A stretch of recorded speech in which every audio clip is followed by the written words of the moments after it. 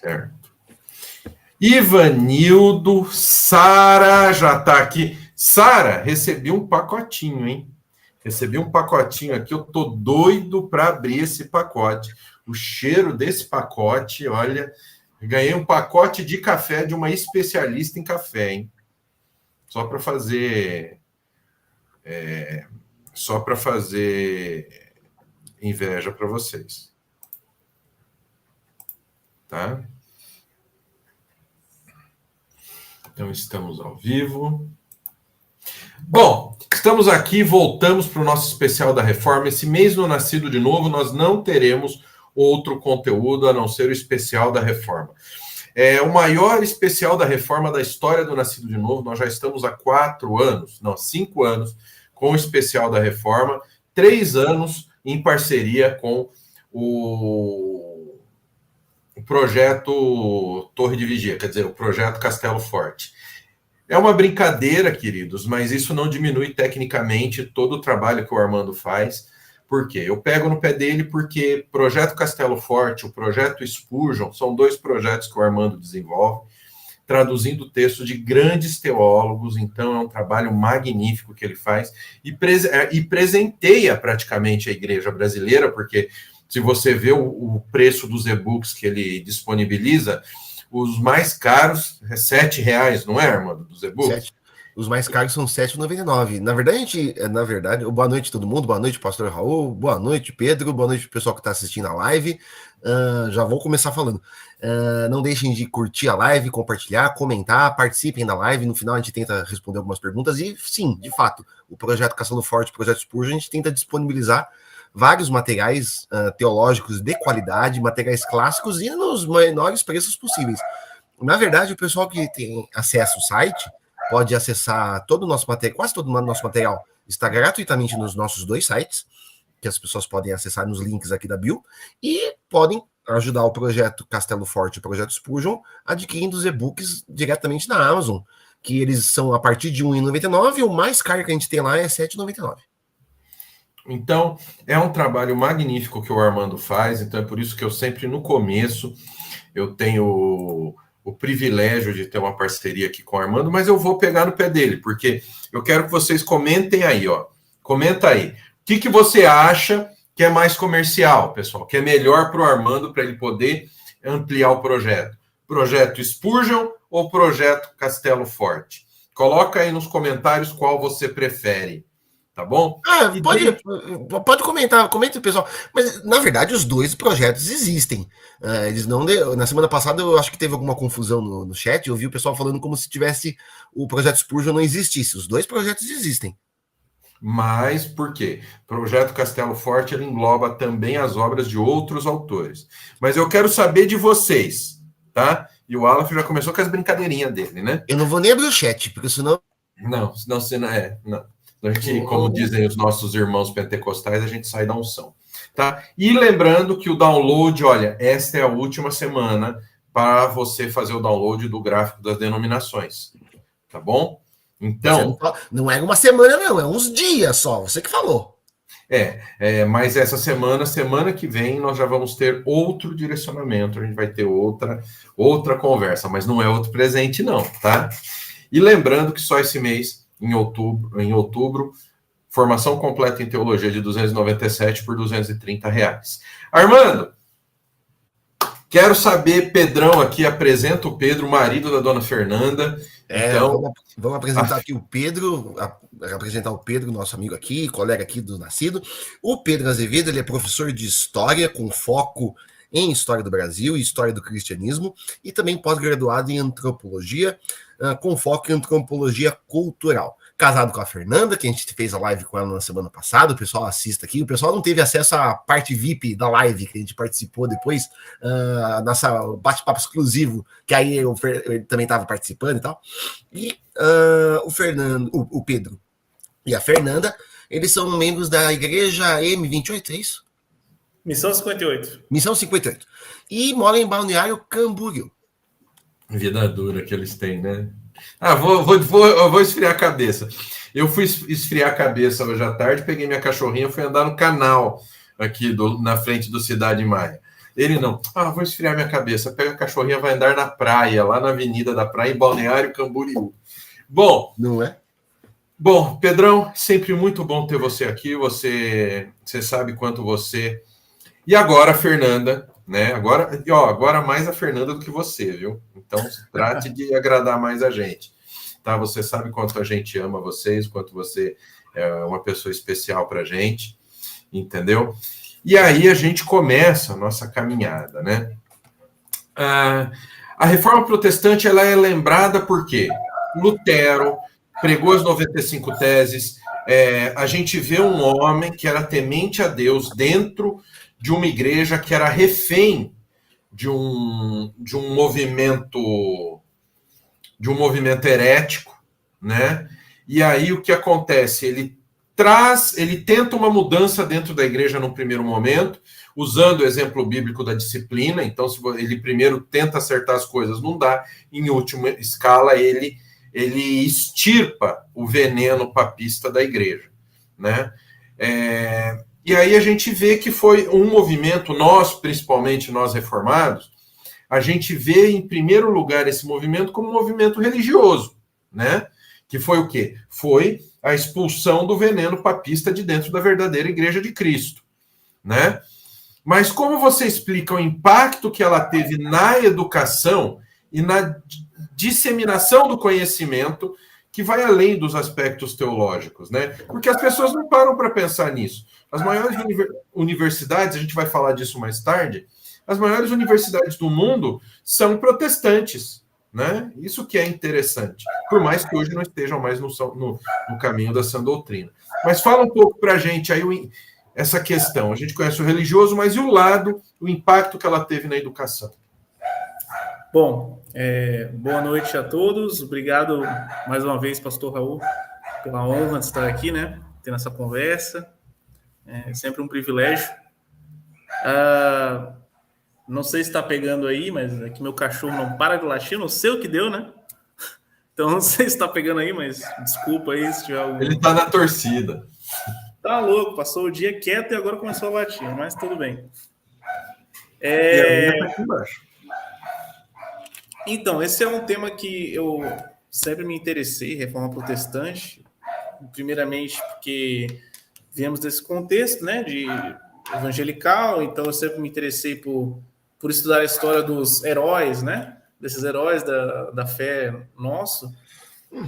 E então, como professor também, eu sempre fui para esse lado de querer entender, tá, mas e naquela época, como que era o contexto educacional, ou como é que era a vida de quem se propunha a estudar, enfim, como é que era a escola naquela época. Enfim, tentando fazer um comparativo com as perguntas de hoje, né? E a primeiro momento, sim, a gente tende a espiritualizar as coisas, né? Olhar para esse aspecto da reforma religiosa, mas, como o pastor falou, ela não se prende apenas à questão religiosa, mas também a todo o contexto das civilizações ali, das cidades, de tudo. Então, a educação passa por isso. E um dos principais pontos que a reforma protestante faz, principalmente Lutero, que é o que se tem mais escritos, né? Lutero, Melanchthon, são as questões da educação para todos, né? A educação, dando um contexto geral, a educação naquela época, na Idade Média, era algo exclusivo apenas para nobres, para pessoas que detinham um certo poder e tinham esse tempo para estudar, né? Principalmente filhos de reis, príncipes e tudo mais. Com Lutero, com a Reforma Protestante, acaba que ele faz com que, começando a traduzir os livros, traduzir obras, ele começa a abrir esse espaço de educação para todo o povo, porque, segundo ele, a educação faria com que as pessoas se libertassem, vissem, né, com seus próprios olhos ali, tivessem o entendimento das escrituras, primeiramente, e a educação seria aquela... Nossa, agora bem Paulo Freire, né? Seria libertadora Nem me Então, fale de Paulo Freire, porque pintaram de novo o muro da escola do Samuel, do lado da porta, uma foto endeusando aquele abençoado. mas para o Lutero a educação ela seria essa questão libertadora que faria com que a pessoa ela começasse a entender o que estava acontecendo ali, né? Primeiramente na igreja, na paróquia, na missa, né? Entender o que estava acontecendo, começasse a pensar por si só. E é uma ideia que a gente pode perceber que tem até hoje, né? Essa questão de educação liberta o povo, a educação tira o povo daquele âmbito de ficar preso a alguma autoridade, enfim. Armando, tua vez. Uma coisa que eu ia perguntar, até no contexto do que você falou, só não é um adendo, mas assim, quando a gente pensa em educação na época da reforma, a gente não pode pensar como nos dias de hoje, porque, por exemplo, o processo educacional, pelo que me parece nos estudos que eu tenho feito, ele é sempre voltado pelos reformadores, pelos países protestantes, para ensino religioso. Ele não pode ser visto hoje como de hoje em dia, por exemplo. No começo, ele não foi voltado para fazer as pessoas trabalharem em outros empregos ou adquirir habilidades comerciais. Ele é sempre voltado para essa área da religião.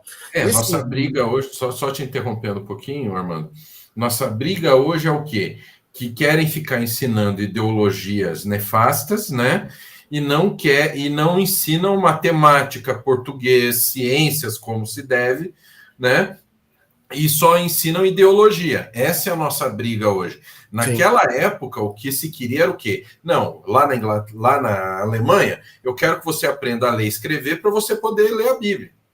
Sim, mas é exatamente essa questão. O ensino, o Lutero e depois os reformadores, eles parecem que eles incentivaram a educação nesse viés só teológico para a maioria da população. Enquanto que a elite, sim, os nobres, príncipes, eles teriam todas as oportunidades.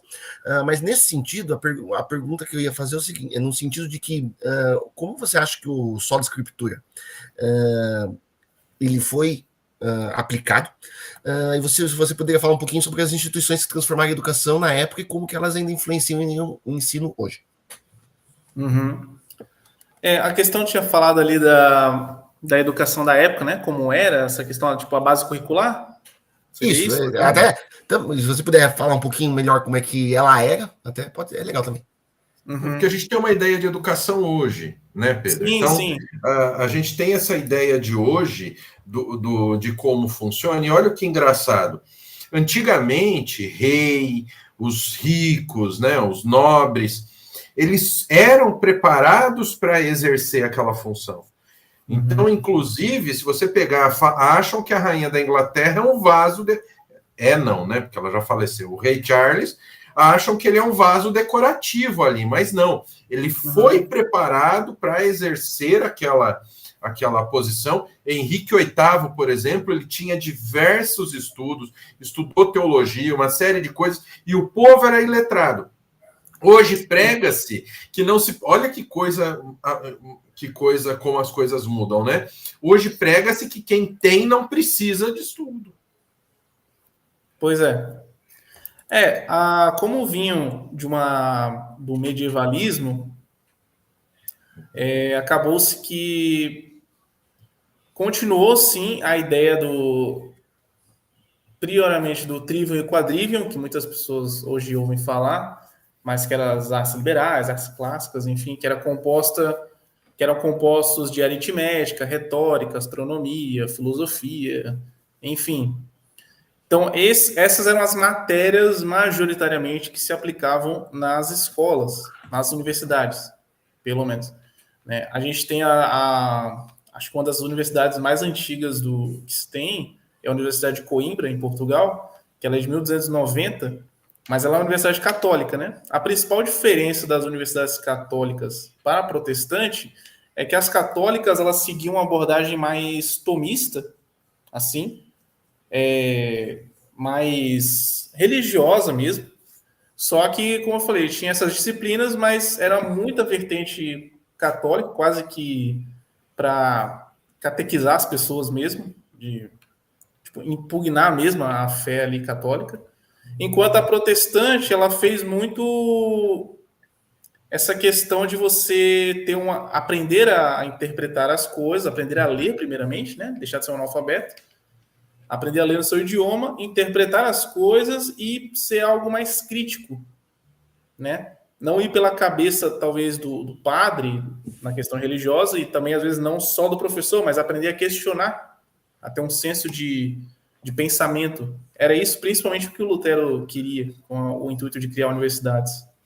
E não é o que nós conhecemos hoje, essa porcaria aí de educação do oprimido. Não é nada disso. Sim. Deixar bem claro aqui que não tem nada a ver com a educação crítica de hoje, que hoje em dia, na verdade, eles falam que não, tem que ser crítico, mas se você criticar eles, aí você é esculachado, né? Mas então, o processo de educação é diferente. Hoje, os modelos educacionais eles começam a modificar-se no fim do século XIX e começo do século XX. Sim. E isso já num contexto de liberalismo teológico. Então, assim, o secularismo... E o Brasil é pioneiro disso aí também. Sim, mas o secularismo... O Brasil, pior ainda. Mas o secularismo nos países protestantes fez com que houvesse uma divisão de Estado e Igreja ao ponto em que a educação fosse separada da... A educação religiosa é separada da educação secular. Tanto é que você tem textos... No meu caso, que eu pesquiso muito, você tem textos do Spurgeon criticando esse tipo de coisa, mas isso é meio do século XIX. No Brasil, então, o contexto católico é pior ainda, né? Sim. O Brasil, na verdade, se for parar para pensar, o Brasil ele nasceu no contexto de contra-reforma, né?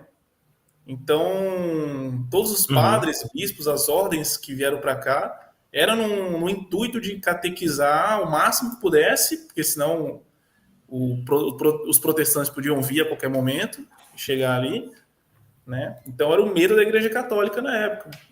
E é o que aconteceu na América do Norte, inclusive. Os protestantes tomaram conta da América do Norte, nós vemos o modelo que nós temos hoje, né? Exatamente. E a fundação das universidades protestantes, Pedro? O que você tem, o que você conta para a gente? Que nem nós temos Wittenberg, nós temos Genebra, Wittenberg ligada a Lutero, Genebra ligada a Calvino, entendeu? Aí nós temos Marburg, onde que teve a disputa, até que eu fiz o carrossel e postei, da disputa lá foi em Marburg, onde Lutero e Zwinglio... Pega uma universidade ali? Em Marburg tinha uma universidade também. Não, mas acho que a disputa, eu não lembro se a disputa aconteceu na universidade. Sim, mas a cidade é conhecida por causa da disputa. Né? Mas eu acho que, mas o Pedro, acho que essas faculdades não existem mais hoje. Existe ainda? Existe em Wittenberg? As mesmas universidades? As mesmas, a estrutura existe. Agora, eu acredito que da mesma universidade como seria, não. Eu acho que muita coisa do Europa virou museu. Acho que o processo de educação, se você puder falar um pouquinho, acho que ele começa... O protestante mesmo é mais nos Estados Unidos, né? Com Yale, Harvard, né? Princeton. Porque modelo de educação protestante que a gente tem até hoje, assim, começou nos Estados Unidos mesmo. Porque o que o Lutero vai fazer lá na reforma, depois que ele faz ali a reforma, ele vai falar o quê? Que o rei,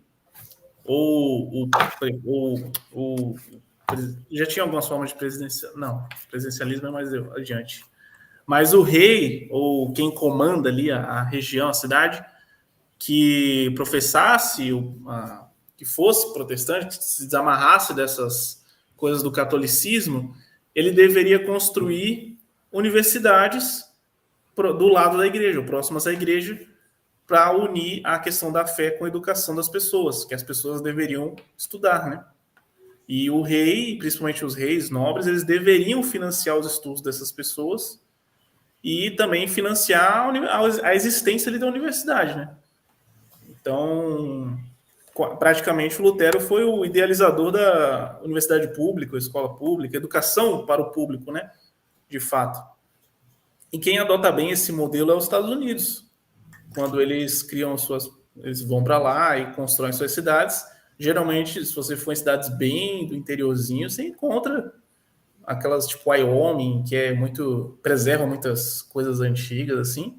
Você vai sempre ver que é a capela principal e do lado é uma escola. Coisa que aqui no Brasil não aconteceu. A gente pode falar, e no caso de Lutero e a universidade, a Universidade de Wittenberg foi fundada antes de Lutero, né? E a gente pode dizer que o príncipe deu graças a Deus que Lutero fez o que fez, porque a ideia dele é que a universidade dele se tornasse conhecida, né? Certeza. Então a gente pode dizer isso. Porque enquanto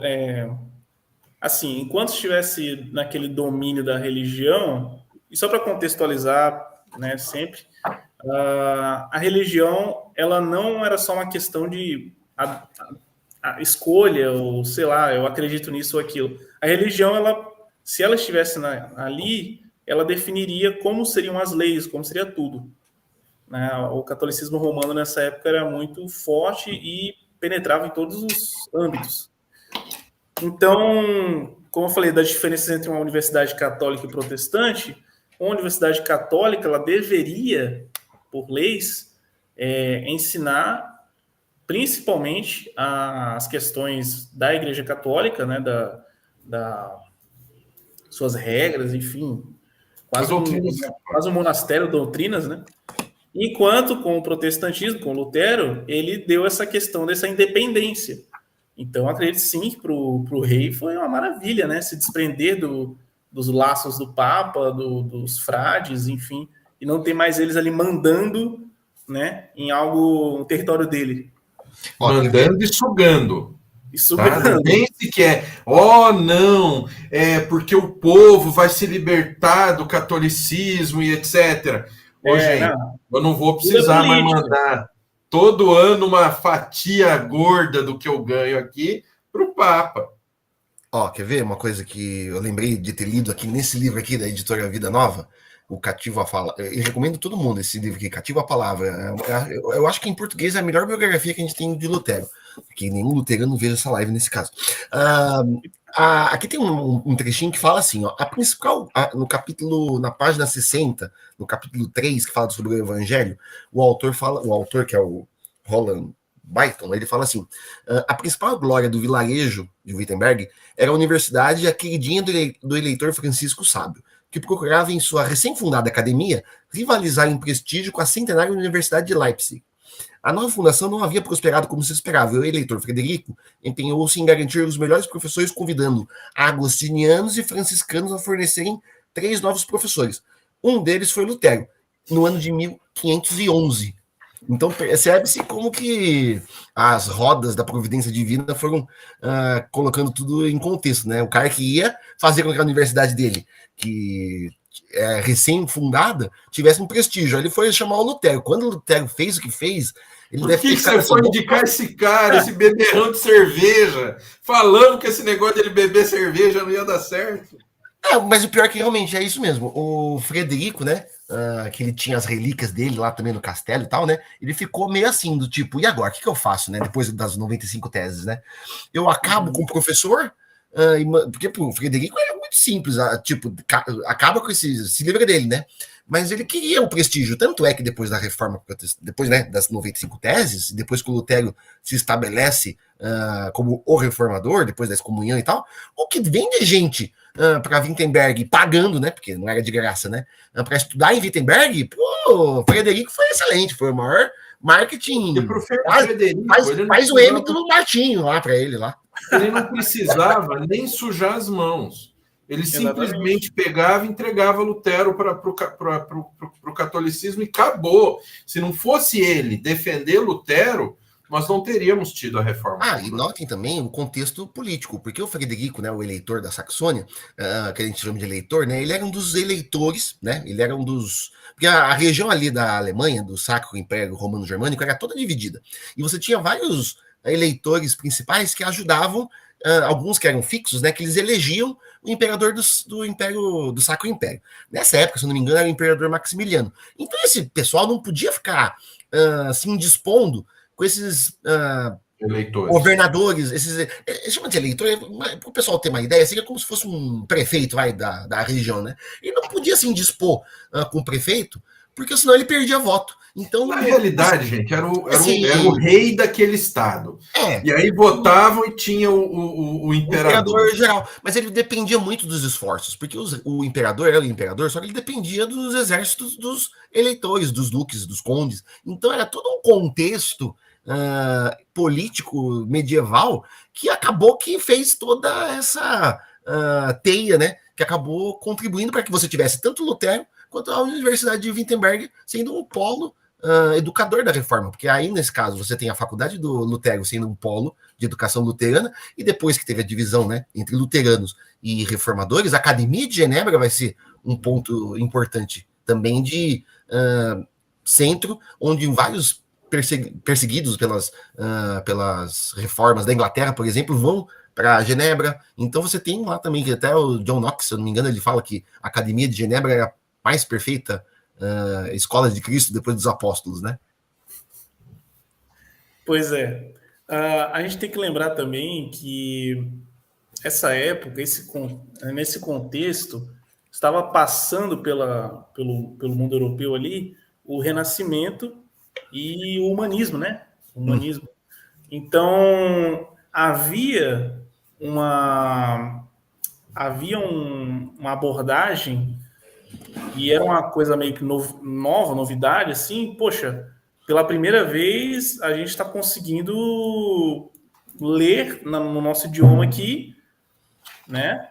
Estamos tendo acesso a coisas novas, então estava se espalhando de uma forma muito grande. Não, você tem que aprender a questionar, você tem que aprender a ler, você tem que, né? Tanto é que o Lutero ele vai contratar para a universidade. Ele fala que tem que ser professor de várias áreas, que ele não quer se limitar apenas à teologia, como universidades católicas, né? Então, tem até ele contrata professor de geografia, professor de ciências, de artes, enfim. E essa acho que é uma das principais diferenças da universidade protestante para uma católica. E por isso que fez também o catolicismo ficar um pouco parado, entre aspas, né? A contra-reforma que vai movimentar todo mundo, né? A contra-reforma que vai tentar dar um boom e na América ela consegue, né? Mas até na Europa ela consegue, porque, por exemplo, não toda a Europa, obviamente, mas a reforma protestante com os jesuítas, principalmente, eles retomam quase toda a Polônia que estava sendo evangelizada, partes ali do leste europeu, então até que eles tiveram algum retorno ali, né? A Alemanha, a região da Bavária ali ficou toda católica. Praticamente, às vezes, o sul europeu também, né? A Itália ali, a Península Ibérica, principalmente. Sim, mas o Pedro, comenta um pouquinho também do papel importante da imprensa nesse processo todo. Sim.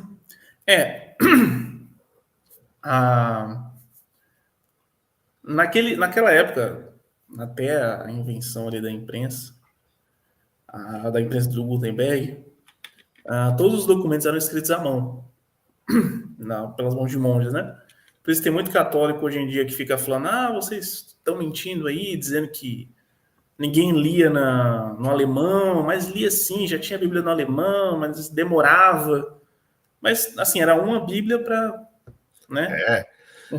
Não, mas mesmo 1 milhão de pessoas. Uma Bíblia para um monte de gente, mesmo com. Desculpa te interromper, mesmo o processo da imprensa, na reforma, quando você tem a produção de Bíblias, você tinha várias Bíblias na Inglaterra que elas ficavam acorrentadas no púlpito para ninguém roubar.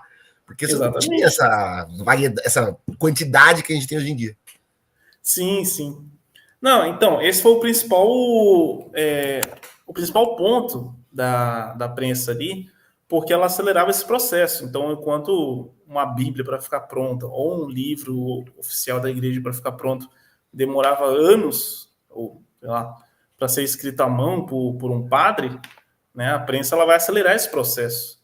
Não só no processo de Bíblia, mas em toda a questão literária e toda a questão que vai auxiliar com que as pessoas tenham mais acesso a livros e tenham mais acesso à educação e para auxiliar esses professores dessas novas universidades, não se limitando apenas à reforma, mas professores humanistas e tudo mais, que estavam no intuito de educar as pessoas, de ensinar as pessoas, né? Uhum. De não limitar a educação ou poder a apenas uma elite, né? Porque, como até o Lutero dizia, educação é poder. Você aprende para poder não ser escravo do outro. Sim.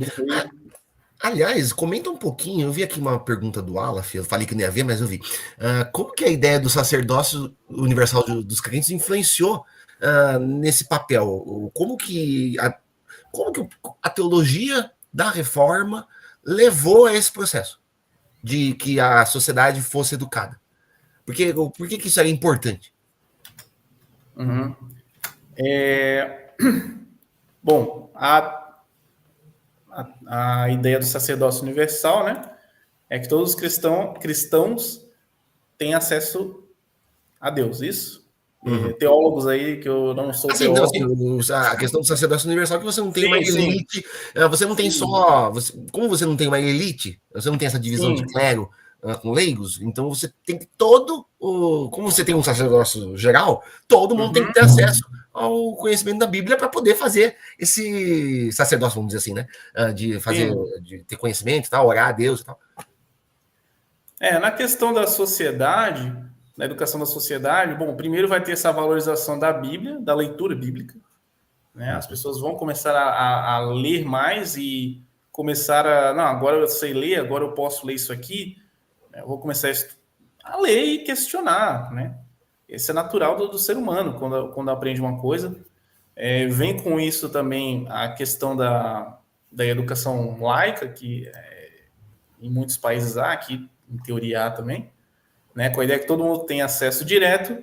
As instituições eclesiásticas meio que elas perderam um pouco do seu monopólio ali da educação, então a educação começou a se expandir para além da religiosa, como Lutero até queria no começo, né?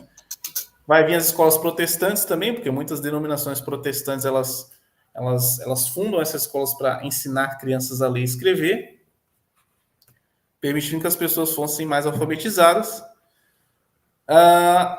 E meio que dá uma ênfase, eu vejo que dá uma ênfase também na responsabilidade, porque cada cristão ele é responsável por sua própria vida espiritual e moral, então a educação é uma responsabilidade pessoal também.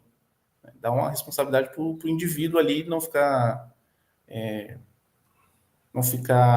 à espera de que alguém venha lhe ensinar o básico, vamos dizer assim. E também inclusão social também, eu diria, porque a educação ela passa a ser vista como um meio de inclusão, a alfabetização ela permite com que grupos que eram marginalizados, pobres, possam estar junto com pessoas de outras classes sociais também. Sim. E uma educação, essa educação faz com que uma sociedade fique mais letrada, mais crítica. Tem o seu lado excelente, claro, ninguém fica na dependência ou à mercê de bispos, né? Também tem um lado negativo, sempre, eu creio que sempre tem, mas tem porque a gente vê essa questão da educação crítica, né?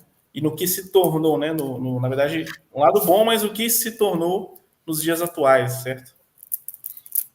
A educação hoje se tornou, a ciência em si, né, todas as ciências, se tornou uma desculpa para se questionar o sagrado, para se ir contra o sagrado. Então, não importa a pesquisa que você fez, se essa pesquisa ela confirma, né? Se essa pesquisa confirma algo que a escritura diz, não. Se é ciência, então o que eu mais vejo aqui como ditos ateus que nos procuram aqui no Nascido de Novo, eu sou ateu, eu acredito na ciência. Aí eu falo, então você foi um ótimo aluno de química, biologia? Não. Então de física, matemática você foi ótimo. Não, também não. Vi um vídeo no YouTube. Então, vi o vídeo do Dória falando da vacina, que até depois a gente viu que não funciona. Mas vamos lá. Bom, falando como professor de história, como você vê o impacto da reforma no desenvolvimento dos sistemas de ensino que promoveram a acessibilidade ao conhecimento das diferentes classes sociais, né? Em outras palavras, a reforma democratizou a educação e como isso funcionou. Eu queria que você falasse para a gente como um professor de história, contasse para a gente como foi de lá para cá, como as coisas aconteceram e como foi mudando a evolução da educação vindo da reforma, né? Sim. Bom, nessa época começou-se uma abordagem mais crítica, uma abordagem mais de questionamento dos seus tutores, e foi se quebrando essa barreira que existia entre o tutor e o mestre e o aprendiz, vamos dizer assim. Que é uma imagem até meio monástica mesmo isso, né? Que você tem alguém acima de você que é inquestionável. Eu creio que a reforma protestante, aliado ali, né, dentro da educação, promoveu isso, com que o aluno agora na universidade ele pudesse questionar. Lutero fez isso, principalmente, né, botando as teses lá e questionando as autoridades. Foi fruto de um estudo, né? As teses que ele desenvolveu. Sim, sim. Na época, para você fazer esses questionamentos acadêmicos, era daquela forma. Então, por isso que ele vai lá e coloca as teses que ele faz contra alguns dogmas na porta da capela. E aconteceu mesmo? Não aconteceu? Foi ele que pregou? Foi aluno que pregou? Ou ficou só ali, ficou uma moda como se tivesse pregado? E aí, aconteceu mesmo ou não aconteceu? Olha, tudo indica que aconteceu. Eu nunca vi essa linha aí do mito. As pessoas dizem que naquela época não era bem assim, embora a porta do castelo, por ser um local central, né? Então, e era de madeira, era fácil, todo mundo pregava seu cartaz. Então, promoção, dois tomates pelo preço de um na feira. O cara pedia para o artista fazer o coisa e pregava lá, né? Sim, isso era bem comum naquele ambiente medieval. Porque a igreja era o centro da cidade ali na época. Então ele pregar ali fazia com que as pessoas vissem ele fazendo aquilo. Alguns talvez não entendessem nem o que estava escrito, né? Mas era uma comunicação também que não era para todos, né? Não, era um aviso aos professores mesmo. Tanto é que aquelas 95 teses foram escritas em latim. Elas não foram escritas em alemão. Só que o problema ele colocou nem o povo sabia alemão. Não, mas note, ele colocou, mas é o papel da imprensa. Ele colocou esse papel em alemão, alguém foi lá, leu aquilo, pegaram aquele papel, imprimiram, em 2 semanas, as 95 teses, era o texto que estava circulando em todo o norte ali da Alemanha. Não é a intenção do Lutero esse papel ter virado... depois ele escreve uma explicação das 95 teses, porque não era o intuito ser publicado, mas aí você percebe como que a imprensa está modificando. Ele pensou, né? O que eu fiz, né? E detalhe, então. né? Aí Não tá era a resposta fácil. também do poder da imprensa, né? Em 2 semanas já estava percorrendo o estado inteiro, enquanto um documento feito à mão iria demorar muito mais. Quer ver? Deixa eu ver se eu acho aqui.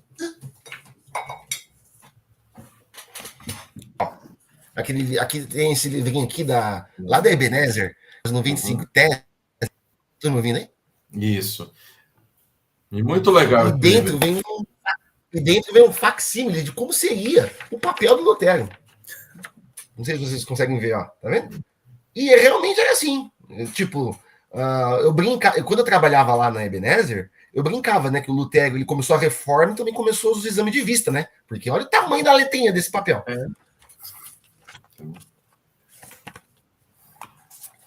E essa versão da Ebenezer está bilíngue, né? Aliás, eu recomendo todo mundo, ó, quem for aqui de São Paulo, ou até pode comprar pelo site da Ebenezer também, as 95 teses, você tem tanto a versão em português, né? A português aqui desse lado, e a versão original em latim. Então, se quem quiser ser.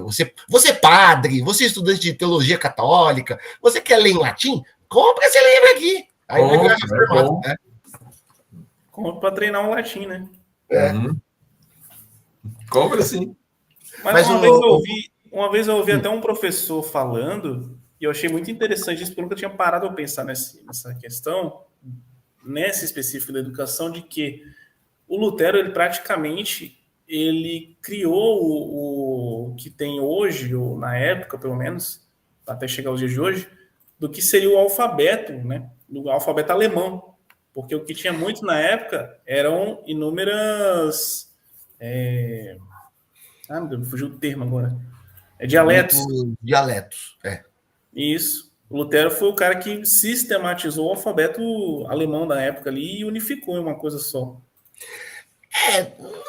Vamos dizer assim, Agora, ele começou o processo, né? Sim, começou o que seria a língua alemã, né? Porque para ele traduzir a Bíblia, ele teve que pegar o dialeto principal, né? Sim. Sim, até é bom falar isso, porque o pessoal fala assim, não, porque o Lutero, alguns católicos às vezes falam assim, não, mas o Lutero não criou a Bíblia em alemão, e de fato, ele não criou a Bíblia, ele não criou a primeira Bíblia em alemão, já existiam algumas Bíblias que circulavam em alemão, no Novo e no Antigo Testamento, mas o que ele acabou fazendo foi, talvez pela força de ser o Lutero, né, e a disseminação do trabalho dele, acabou que oficializou, né, então ele pegou a linguagem popular de muitos textos bíblicos, ele quis se fazer entender. Então tem muita tradução do Lutero em alemão de que ele não tinha uma relação direta do hebreu ou do... Ele não era tão bom em hebreu, ele era mais bom em grego. Então ele pegava expressões alemãs do dia a dia e aplicava na Bíblia. Isso aí chocava algumas pessoas lá, né, os acadêmicos, mas tinha esse intuito de se fazer entender, né? Tanto é que uma das principais críticas foi ele ter colocado pela fé somente, né, em alguns versículos em Romanos, e não tem esse somente, só que ele justificava de que o grego ele dava essa ideia, então ele acrescentou esse somente em alemão, mas a questão de que ele acabou sendo a base do que viria a ser um alemão unificado no futuro. Era a NVI da época, digamos assim, entendeu? Uma tradução em uma linguagem que fosse fácil para o povo, não era uma equivalência formal, já era uma equivalência dinâmica. Por quê? Porque ele tinha que colocar termos que o povo entendesse. Então, Sim. Isso é um ponto que a gente tem que pensar. E hoje acontece, nós temos traduções equivalência formal e elas são muito mais difíceis do pessoal entender. Agora, dá para ela uma NVI, não a 2023, tá? Aquilo ali não é Bíblia, tá bom? A NAA também. A NAA também é excelente, a própria NVT. São traduções que, se a pessoa ler sozinha, ela vai entender. Por quê? Porque é a linguagem vernacular, é o que o povo fala no dia a dia, né? Uma coisa que tem que ser justo com o Lutero também, eu tenho até alguns amigos luteranos que eles estavam até rebatendo isso, o Lutero ele não tirou os livros da Bíblia, por exemplo, ele traduziu as Bíblias dele do Antigo e do Novo Testamento, e ele acrescentou os apócrifos, o que ele fez foi distingui-los, né? Fazer a divisão que o próprio Jerônimo fez na Vulgata, colocar em separado. Tem gente que acusa que o Lutero teria tirado livros da Bíblia, ou que o Lutero queria tirar o Tiago da Bíblia também, ele também não tirou. São os espantalhos, né? Tiago. Sim, mas é bom sempre lembrar, porque é muito comum nessa época o pessoal vir, né? Às vezes vai coach e fala que foi a Igreja Católica que canonizou os livros da Bíblia e todo mundo acredita, né? Então. Nossa, aquele dia eu quase caí da cadeira assistindo aquilo. Mas cara, o Lutero ele foi o precursor dessa educação pública, de fato, né?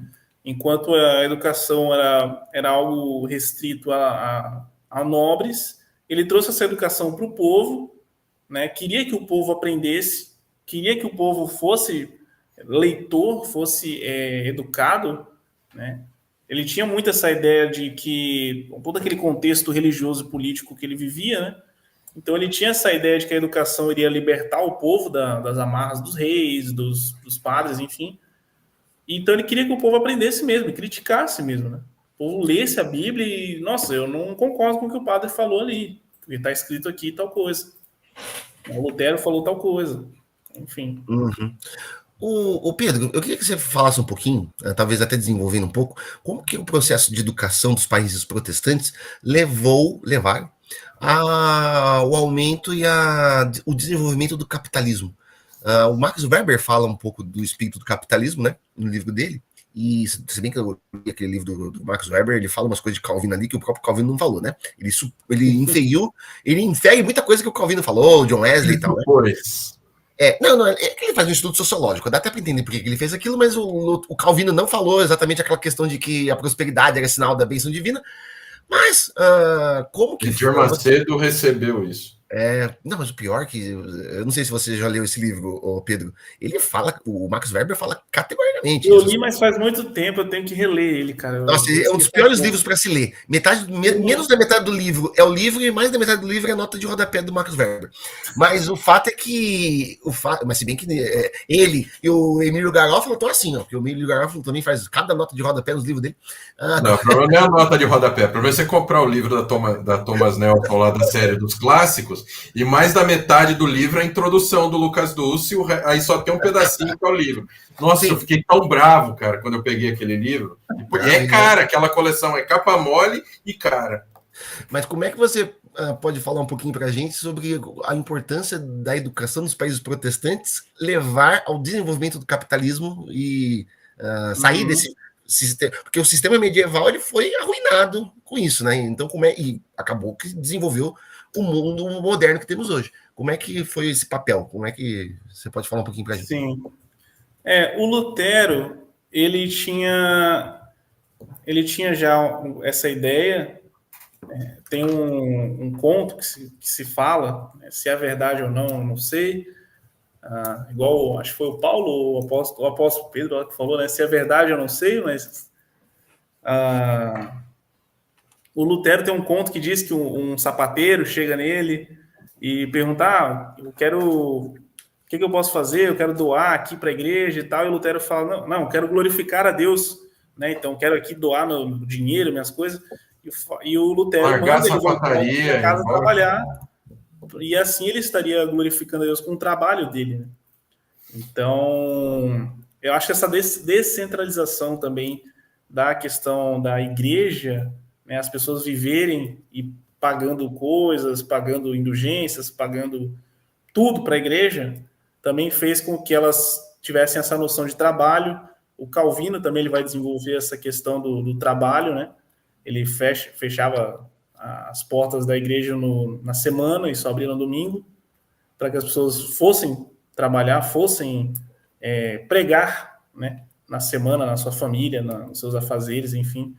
Eu acho que essa ideia também é muito disseminada, na verdade, com os pais fundadores, né, os americanos, essa ideia que a gente tem, principalmente lá, né? Então eles vão focar nessa questão do trabalho, dessa independência, dessa liberdade, a freedom deles.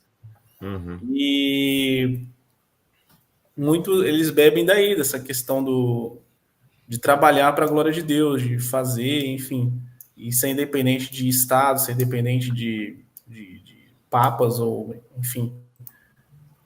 Sim. Vai por aí.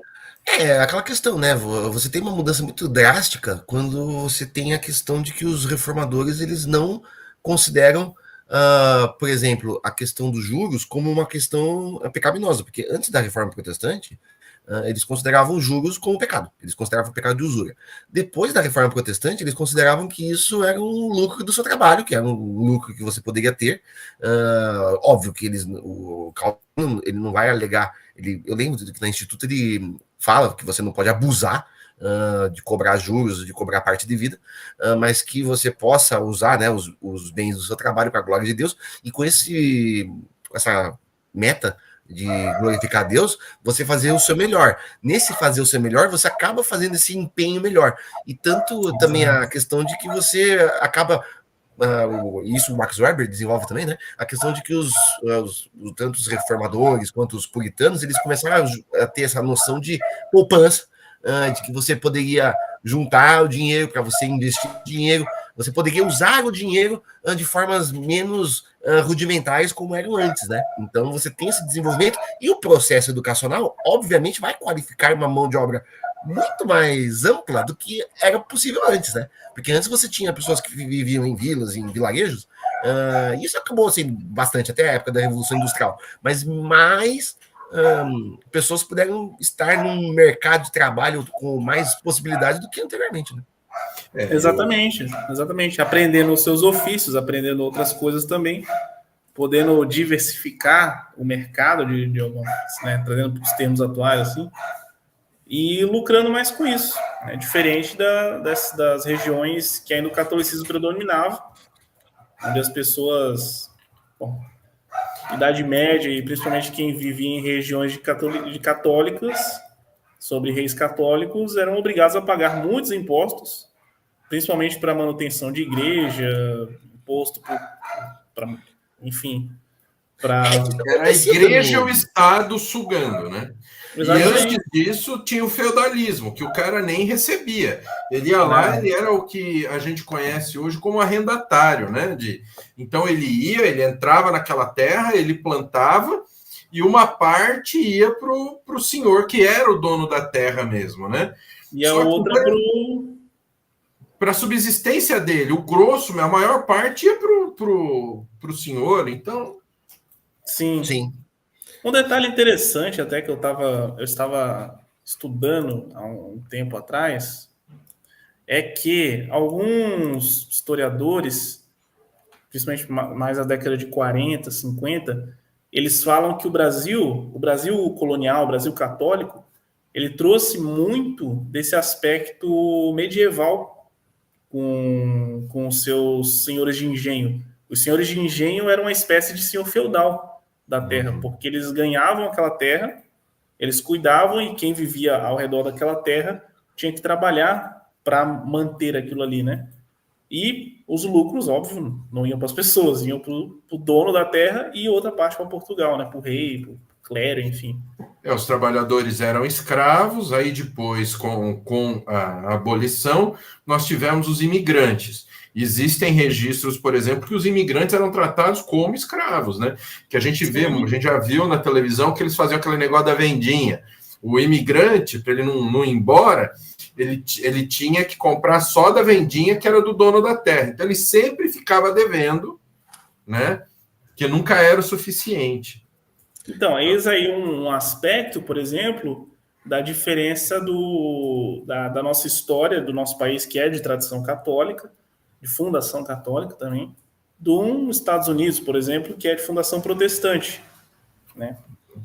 Não que lá não... Óbvio, lá teve escravidão, sim. Lá teve a época das 13 colônias, sim, né? Mas as questões se desenvolveram de formas diferentes, né? Sim. Aliás, vocês falaram de imigração, a gente fez esse ano 200 anos da imigração, do começo da imigração alemã do Brasil, né? Em 1824 chegaram os primeiros alemães luteranos lá para o Rio de Janeiro e depois eles foram lá para o Sul. É engraçado quando vocês falaram no comentário disso, eu estava lendo alguns livros que os europeus eles podiam ser maltratados, até como o Raul falou, mas eles eram muito cobiçados por dois motivos, né? O primeiro que eram uma mão de obra mais especializada, e o outro motivo é que muitos fazendeiros, muitos donos de terras estavam já no século XIX com uma ideia de embranquecimento do país, do Brasil. Então, assim, a ideia de que você ia trazer, já que você estava perdendo a produtividade da escravidão e a Inglaterra protestante estava começando a forçar a abolição da escravatura no mundo todo, devido ao trabalho do protestante anglicano William Wilberforce, então eles começaram a trazer imigrantes de fora e começou-se a querer fazer essa ideia eugenista. Mas uma pergunta, Pedro, já até introduzindo com isso tudo. Eu queria que você falasse um pouquinho do papel importante da reforma no Brasil, da educação entre os reformadores no Brasil. A gente sabe que os primeiros protestantes que vieram para o Brasil, não os primeiros, mas alguns deles, né, mais importantes, os presbiterianos, os congregacionais, eles vieram para o Brasil com fins de evangelização, mas também educacionais. A gente tem aí o Mackenzie, que é testemunho disso até hoje. Conta para nós um pouco de como que foi esse processo e como que ele foi importante para o Brasil também. Uhum. Como a gente falou ali, o protestantismo ele teve sempre esse viés, querendo ou não, de libertar, né, o povo dessas amarras aí políticas, seja política ou religiosa, né, na questão do catolicismo lá. No Brasil não foi diferente, né? Eles chegaram aqui, o Brasil era um país com mais de 90% da população analfabeta, então eles queriam eles tiveram esse intuito de fazer educação básica mesmo, primária, com as pessoas, né? Agora fugiu o nome fugiu o nome, eu vou pesquisar, eu já falo aqui. Dá uma dica. O pastor Batista, não lembro agora. Acho que foi um dos primeiros pastores batistas. Ele era neto ou filho de escravos, inclusive. Não era o João Manuel da Conceição. Ele era educador. Não, Manuel da Conceição é presbiteriano. Ele ensinava as pessoas a ler, a escrever. Ele começou a ensinar a ler a Bíblia, principalmente, né? Era por ali que começava. Mas a questão foi muito parecida aqui, porque o Brasil, como ele tinha essa fundação católica, e principalmente muito de contra-reforma ainda, e a Constituição imperial, ela proibia o culto protestante, né, o culto que não fosse católico romano, no caso. José de Souza Marques. Lembrei. José de Souza Marques. Então o Brasil ele estava nesse tipo de país como quase um europeu na época medieval, assim. Era um país atrasado nessa questão educacional. A educação era pobreza. Era só para quem tinha dinheiro. E uma educação limitada ainda, né? Uma educação muito ligada aos padres, como universidades católicas faziam em Portugal. Então, sim, eles ensinam a ler, a escrever, ensinam matemática, ensinam diversas outras matérias, criam-se escolas, já que não podia criar igrejas, né, templos, assim, paroquiais, então criam-se escolas. Até podia, né, assim, a religião, mas assim, a religião oficial do Brasil era o catolicismo romano, isso estava na Constituição de 1824. Só que o que acontece é que você não tinha uma proibição do culto protestante. O que você tinha, de fato, era a construção de templos com cara de templo religioso, e você tinha proibição de evangelização. Então, qual que foi a escapada que os protestantes deram, né? Era tanto você construir templos que fossem com cara de casas, então a nossa arquitetura protestante ela começa a se desenvolver só depois da proclamação da República, então por isso que a gente não tem tantos templos com uma cara de igreja, né? Aqui em São Paulo a gente tem bem poucos. E você tem a questão de você fazer evangelismo por meio das escolas, né? Então você teve a escola americana, que foi fundada aqui em São Paulo, nas terras da marquesa lá da baronesa de Itu. Eles começaram a escola americana com essa desculpa, a escola de engenharia também. Tanto é que o Mackenzie foi uma das primeiras escolas de São Paulo, né, de ensino fundamental, e foi uma das primeiras escolas também de engenharia do Brasil, né? Se eu não me engano, foi a primeira de engenharia. Tanto é que o Mackenzie lá nunca teve no Brasil, né? O Mackenzie deu uma doação e eles deram o nome do Mackenzie ao nome de um americano. Eles começaram com essa ideia de fazer o evangelismo, tanto é que isso acabou dando briga depois. O pessoal do Mackenzie deu briga interna na igreja presbiteriana, porque tinha gente que queria manter o Mackenzie, teve gente, depois da proclamação da República, teve gente que queria manter o Mackenzie como uma instituição educacional evangelizadora, e tinha gente que queria investir no evangelismo tradicional, né? Uhum. Sim, essa foi a válvula de escape, e pela educação. E isso auxiliou muito, né? O Brasil tá louco, o Brasil era um país, a gente estava saindo a depender da época, né? Mas era um país escravocrata, um país que tinha acabado de sair da escravidão, em teoria, mas tinha deixado um legado muito triste, né? De pessoas analfabetas, semi-analfabetas. Então, as pessoas não tinham todos esses problemas que a gente viu das pessoas na Idade Média, o Brasil enfrentava. As pessoas não sabiam ler, não sabiam escrever, não sabiam criticar, não sabiam como fazer essas coisas. A gente tá falando isso no passado, né? Mas não é tão passado assim, né? Não, É que o nosso país é jovem, nosso país tem 500 anos, então não é, por exemplo, como lá na Europa, em 1500, o Brasil não era nem um país, Cabral chegou aqui. Ah, mas olha, mas sem querer ser chato, mas esse processo de educação, isso depende muito de boa vontade e de você fazer. Porque, por exemplo, a gente é um país novo? Mas vai ver a Coreia do Sul. A Coreia do Sul, há 50 anos atrás, era um país super atrasado. O Brasil era muito mais avançado. Vai ver Israel hoje moderno. O Israel, mas assim, o Israel moderno, a China comunista.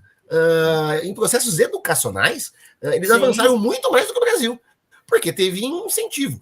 Quais são os motivos desse incentivo? Não vou nem discutir, mas que a questão educacional ela não precisa de tantos séculos para desenvolver, se você tiver boa vontade para fazer, né?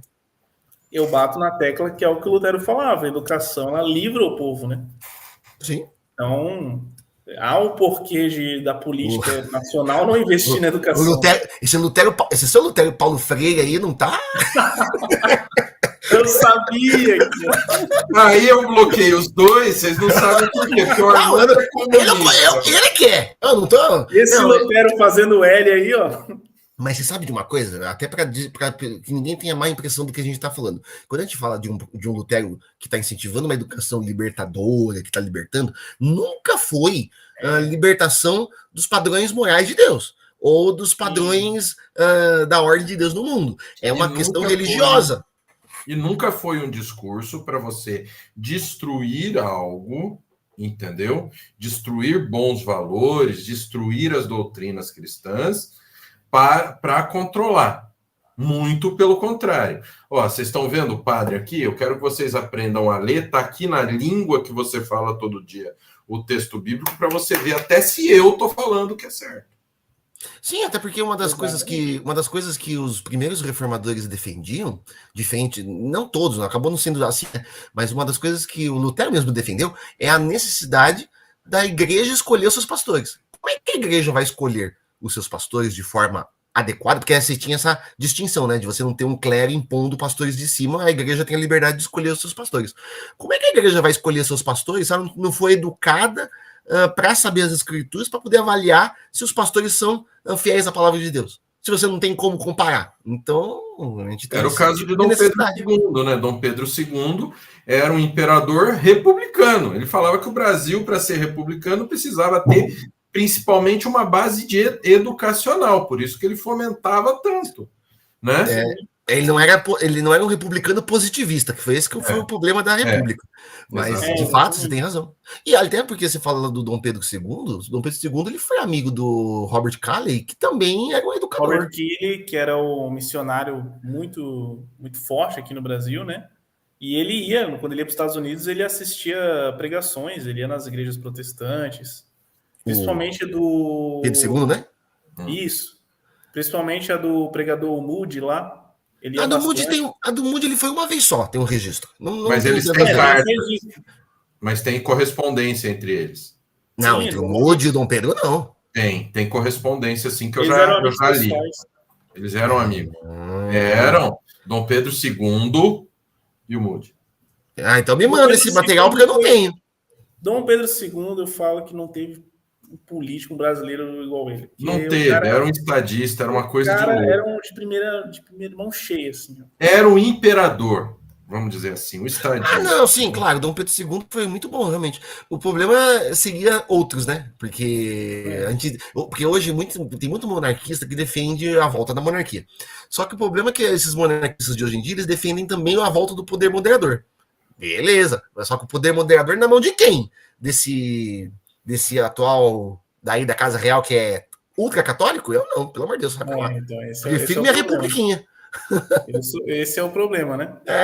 Os atuais chefes da casa, eles são super católicos, de quase sedevacantistas. Eles são ultracatólicos, daquela associação lá da tradição Família e Fé, lá, né? Exatamente, não dá não. Poder moderar, assim, Dom Pedro, eu até acharia legal ter um chefe de Estado monarca, mas não com o poder do Dom Pedro II, porque o problema daquilo lá é que se cai um poder bom na mão de uma pessoa boa, ok, agora cai. Já imagina um poder moderador na mão de um juiz careca do Supremo. Imagina! Imagina! Mas aí a gente já está, né? A gente já está vendo algo que está acontecendo. Eu tô arriscando a live. Segundo o outro lado Supremo, falou que está tudo bem, a harmonia entre os poderes está plena. Então... não, na ONU, o nosso presidente falou que o Brasil está perfeito, então. Mas... Lógico, ele viajando. Bom, esquece. Vamos, depois a gente faz outra live falando de política. Falando disso, que foi bonito, como ele foi aclamado lá carregando a Santa, foi uma coisa emocionante. Vai roubar a Santa! Cuidado! Foi demais o negócio. Mas é outra conversa. Vamos outra, vai! Reforma protestante. Vamos voltar. Tá? Cadê? Peraí. Desenvolvimento de sistemas de ensino. Vamos. A Universidade de Wittenberg se tornou o epicentro da difusão das ideias de Lutero e Melanchthon. Aí está, papel das universidades protestantes na preservação e disseminação do conhecimento teológico sadio. Como foi esse papel? Na preservação. Porque uma coisa é a educação, entendeu? Agora, a preservação da sã doutrina. Como foi o papel dessas primeiras universidades? Os professores dessas universidades geralmente eram escolhidos ali pelo Melanchthon, pelo Lutero, pelos seus seguidores ali mais próximos, na verdade, as pessoas que estavam trabalhando junto com eles, que tentaram preservar essas doutrinas a qual eles estavam pregando ali, que eles estavam sistematizando ali, né? Algo foi um pouco difícil, né? Acho que não dá para Serveto não estava na equipe? Nossa, não. Aliás, vocês sabiam que o Serveto fez uma coisa boa? Lá vem. Não, o Serveto, ele foi, tirando toda a questão religiosa, o Serveto foi uma das primeiras pessoas. Tirando tudo, tirando que ele foi queimado por heresia, ele foi um dos primeiros caras que ele identificou o sistema circulatório sanguíneo.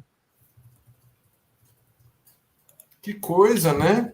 Não, eu tô falando assim, tipo... quando ele foi queimado, ele pôde ver o sangue ferver, né? Não, mas assim, é uma coisa boa dele, ué. Todo mundo tem uma coisa boa ou ruim.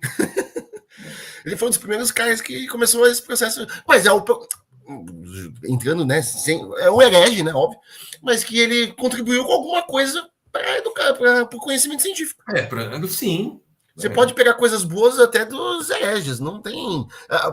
Isso é um papel que é importante a gente lembrar, porque mesmo que a gente faça críticas a alguns outros, todo o processo educacional, quando ele pode ser utilizado por nós de uma forma benéfica, ele vai render glórias a Deus. Então, assim, tudo que você puder usar de forma satisfatória, mesmo que você pegue de fontes ruins, a verdade de Deus a verdade em toda ocasião. Verdades vêm da verdade de Deus. Então, assim, tudo bem, uma coisa aleatória que eu coloquei aqui do Serveto, mas só para exemplificar. Mas é questão da graça comum, né? O Senhor deu intelecto a todos os homens, né? Então, no caso de Serveto, ele aplicando a graça comum, que é o poder de raciocínio. É aquele negócio, o Raul só põe na fogueira aqui nessa live. Entendeu? Mas, de fato, essa questão da educação esse papel até se você puder falar um pouquinho, esse papel da graça comum, por exemplo, a gente vê que, se a gente for lá atrás, a gente vê que Paulo cita poetas gregos, você tem tanto pessoas não instruídas, como os apóstolos, né, Pedro, que eram pescadores, né, eles foram instruídos no evangelho e tal, mas você teve pessoas que foram instruídas, não muitas, mas teve. Como que a gente pode perceber esse tipo de coisa, como a gente pode usar esse tipo de exemplo hoje em dia, até porque, trazendo um pouco desse papel da reforma, hoje em dia é muito comum em igrejas evangélicas, e até uma pergunta nesse sentido, como que a gente pode reforçar esse papel da educação no meio evangélico? Porque eu acho um absurdo quando eu ouço gente na igreja falando assim, eu li 2 livros, 3 livros. Tipo, meu Deus, somos protestantes. Protestantes deveriam ser os primeiros a estar sempre lendo, sempre se educando, e eu vejo isso muito em igreja, mesmo em igrejas presbiterianas, mas sem contar igrejas que ficam, letra mata, espírito vivifica. Como que você A moda agora é falar para não ir para a universidade. Sim, também. Que a universidade vai degenerar. Como é que você pode falar um pouquinho disso? Nossa, gente, esse negócio de não ir para a universidade, eu lembro quando eu me formei no ensino médio. O pastor chegou para mim e falou, cara, para eu esperar 1 ano e para ver se era isso que eu queria mesmo, porque a universidade podia me tirar dos caminhos de Deus, não sei o quê. Enfim. Quando você pensa, né, depois que você estuda, quando você pensa historicamente, você vê que os protestantes deveriam ser os primeiros a não ter medo desse tipo de coisa. Exatamente. Mas daí é o que a gente volta no que eu estava falando. É o Brasil. Mas eu acho que em geral, não é só o Brasil. Nos Estados Unidos também tem um pouco disso, viu? Esse processo de você se enclausurar e não... nos Estados Unidos por conta do fundamentalismo lá. Por conta da briga que eles tiveram com evolucionistas, tudo bem, era bíblico. Só que eles foram se enclausurando de tal forma que eles começaram a ficar afastados. Começaram a não ter mais influência acadêmica. Então, assim, muito do liberalismo, muito do que foi avançando nos Estados Unidos é culpa disso. Você não tem ninguém lá nessa área para defender. E você tá um católico aqui. Nesse ponto, o Olavo de Carvalho tinha razão. De que as faculdades... Ele não era católico, né? Faculdades... Ele não era. Extra, Armando vira católico em live. Não, mas assim, um ponto... Se eu falei bem de Serveto, eu vou falar bem do Olavo de Carvalho. Da questão de que você tenha tempo de as faculdades serem... você não vai mudar todo um sistema educacional em 1 ano, em um mandato presidencial. Não, isso é verdade. Você vai criando pessoas que... Se você vai cair nesse negócio de não vai para a faculdade, você vai deixar a faculdade, você vai deixar esses ambientes serem tomados por pessoas que depois vão educar os nossos filhos, entende? Por isso que nesse ponto o Olavo de Carvalho tinha razão. Em alguns pontos o velho tinha razão. Não, tipo, graça comum, vai. E aí, pastor Raul, o que você acha disso? Não, tô brincando. Eu acho que terminando essa live eu vou bloquear os dois. Um fala do Olavo, o outro fala que o Lutero era quase um petista. Meu Deus do céu, cara. Eu tô quase... Nossa, quem falou de Lutero petista, meu Deus do céu? Vocês. Não, eu falando que o Lutero usava a educação para libertar. Eu falei, pronto, o Lutero tá. agora. Não, mas para você... Pessoal, entenda uma coisa. A gente está brincando com essa questão que o Pedro falou... Mas quando você tem os movimentos progressistas, eles não realizam. Até o termo progressista, a gente não devia usar. Já começa por aí. Por quê? Porque eles não realizam. Por exemplo, o termo os progressistas, eles não realizam o progresso. O que é o progresso? Lutero faz parte da igreja. Ele está vendo as coisas erradas lá dentro. O que é o progresso? Ele olhar, bom, de acordo com o meu estudo com a escritura, o Tetzel vem aqui tirar dinheiro de quem não tem, tá errado. Ele faz um estudo e apresenta. Ele tenta trazer à igreja as pessoas que estão cometendo esses erros se converterem do seu mau caminho. Não se converteram, ele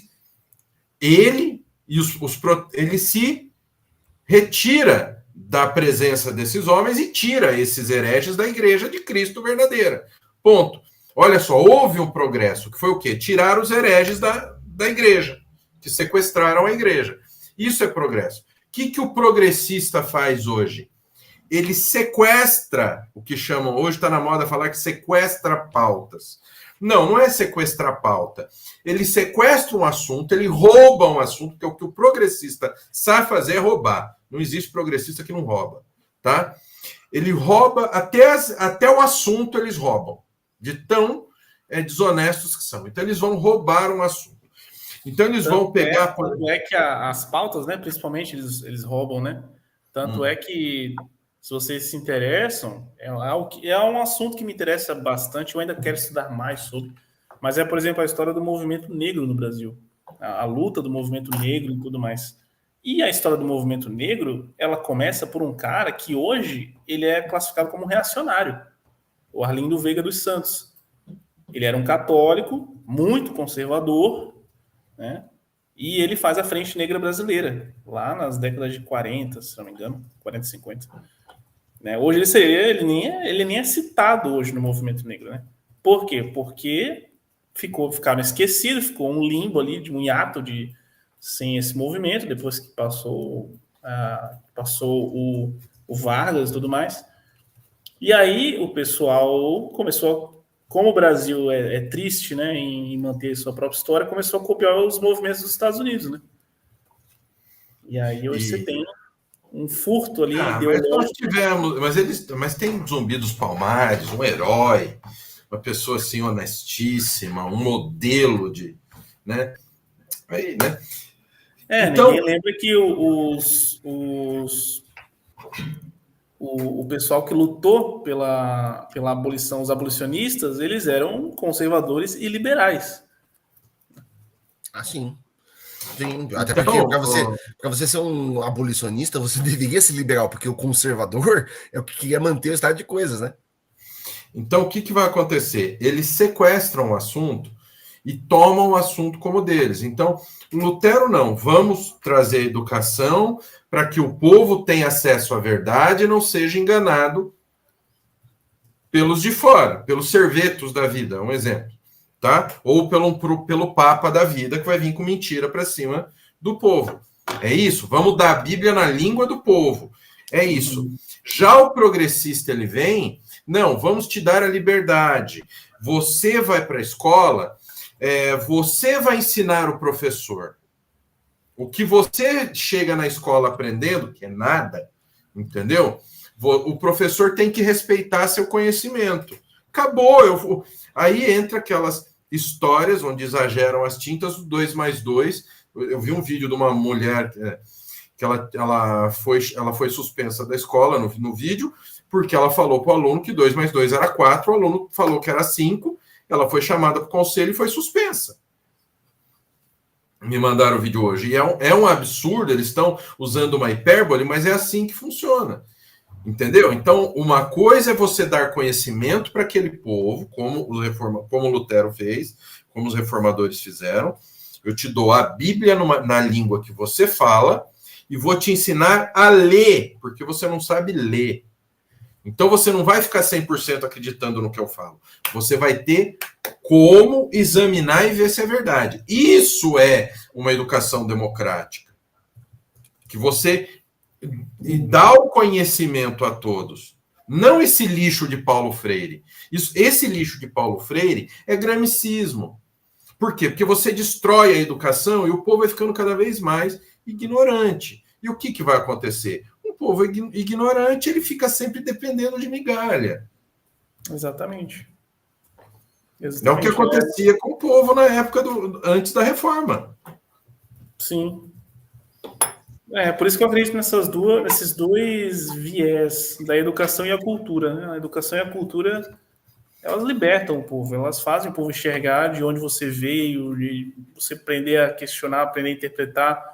Você, eu tô nesse país, como é que esse país nasceu quando? Esse país nasceu no regime militar? Né? Porque se perguntar hoje, ninguém sabe. O pessoal fala, foi a República, não sei o quê, regime militar, o Lula, é isso aí. Mas, enfim, o problema, mas esse é o problema de a gente sempre achar, em geral, que tudo começou ontem. Parece que para muita gente a igreja evangélica começou em 1900, ou começou em 1517. Começou com Malafaia, né? Ou quando qualquer um aí inaugurou a igreja, então aí fica difícil mesmo. Tem que entender que tem uma caminhada. Desde a morte do último apóstolo, até o dia que o pastor daquela pessoa foi lá e abriu a portinha da igreja dele, que a pessoa participa. Que as pessoas acham que acabou a igreja, acabou. Pior, Cristo ascendeu aos céus, acabou. Ou às vezes Cristo morreu na cruz para ele, dali para frente acabou tudo. Sim. Entendeu? Isso é coisa de mormon. Não, isso aí não. Não, mas posso falar, tem muito crente que é assim. Se você perguntar para o crente o que é Atos, ele não sabe diferenciar Atos, ele não entende a carta aos Romanos, ele não entende o que as cartas resolveram, ele não consegue traçar uma linha de que Atos é o começo da igreja. Uhum. Para ele, Cristo morreu para ele comprar um carro novo. Não, gente. É verdade, é verdade. É triste, é verdade. É que nós estudamos, eu sou um pastor, o Pedro é um historiador, o Armando tá até com cara de, ó, o moreno escritório do Armando de tanto estudar. Entendeu? Só falta entregar o TCC que ele não entrega. Né? Porque tem que terminar o curso. E tem que terminar antes que vocês mudem, para poder pegar o diploma na mão de vocês, para não ter que esperar. Exatamente.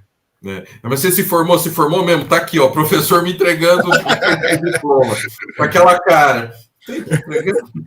Mas, o Pedro, acho que para conclusão, eu queria que você falasse um pouquinho como que você acredita que os reformadores, ao transformar a educação, também mudaram a maneira como os cristãos enxergam o papel do aprendizado e do estudo na vida espiritual.